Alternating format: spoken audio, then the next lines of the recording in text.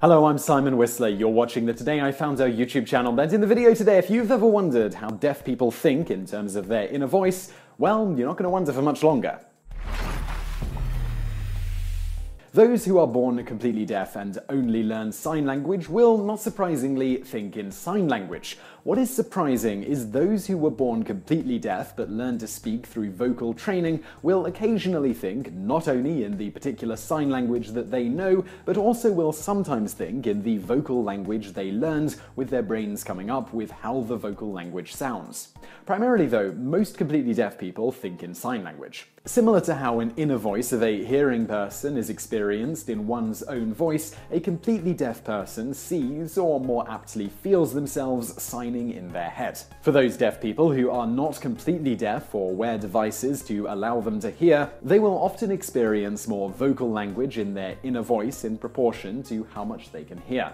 Interestingly, deafness is significantly more serious than blindness in terms of the effect it can have on the brain. This isn't because deaf people's brains are different from people who can hear in terms of mental capacity or the like, rather it is because of how integral language is to how our brain functions.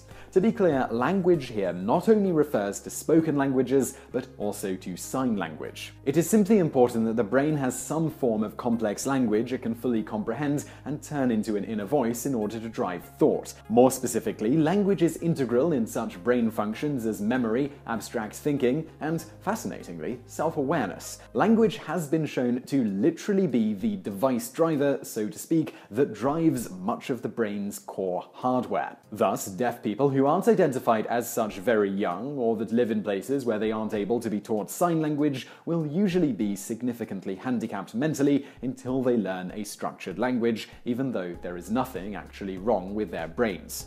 The problem is even more severe than it may appear at first because of how important language is to the early stages of development of the brain.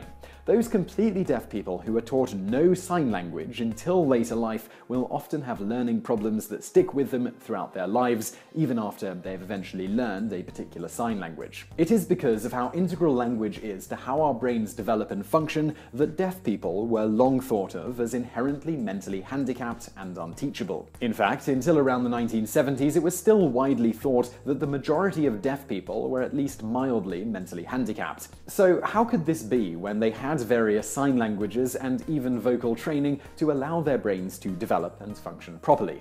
The problem stemmed from the fact that it was decided at the International Congress on Education of the Deaf that took place in 1880 in Milan that deaf people should not use sign language. Rather, they should be forced to use spoken language almost exclusively. This seems reasonable enough on the surface, as deaf people are fully capable of learning spoken language, and this would allow them to more completely integrate into the hearing world, which is what spurred these educators to make this momentous decision. The problem with this was only recently discovered, and indeed, many of the negative implications are only just now being understood. It turns out, while there are certainly exceptions, most completely deaf people who are forced to use only spoken language are only slightly better off than those who know no language in terms of the development of certain brain functions.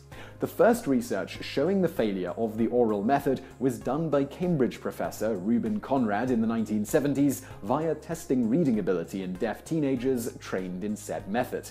He discovered that while the average fully deaf teenager could read individual words at about an 8-year-old level, they read without much understanding, particularly when it comes to taking in the meaning of a full sentence. The problem was that they had not adequately been able to develop an inner voice due to being restricted to oral language which they could not hear. Thus, without the inner voice, there was no auditory imagery to linger in short-term memory while they took in the whole sentence. In the general case, the fully deaf taught only the oral method do gain significantly more sense of self and better memory and the like over those who have no language at all, but in this state they will never fully reach their brain's potential, as in when they learn sign language. The leading theory behind why those completely deaf people taught only vocal language don't properly develop an inner voice is that without being able to associate sounds with the phonemes and complete words, the language is too abstract, and a brain without language already struggles with things that are abstract.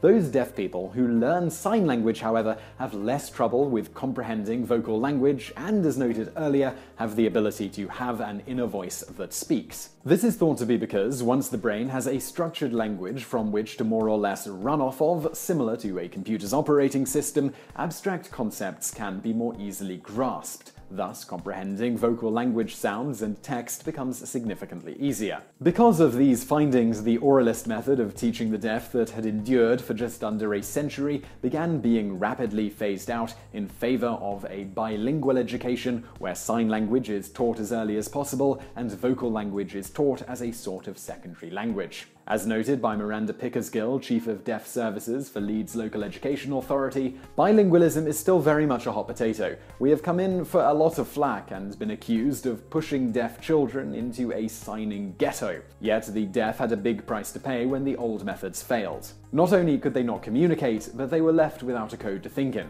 We can no longer ignore what the research tells us. So I really hope you found that video interesting. If you did, please do hit that thumbs up button below and don't forget to subscribe if you haven't already. Also, over there on the right, a couple of other videos that you might enjoy if you enjoyed this one. And thank you for watching.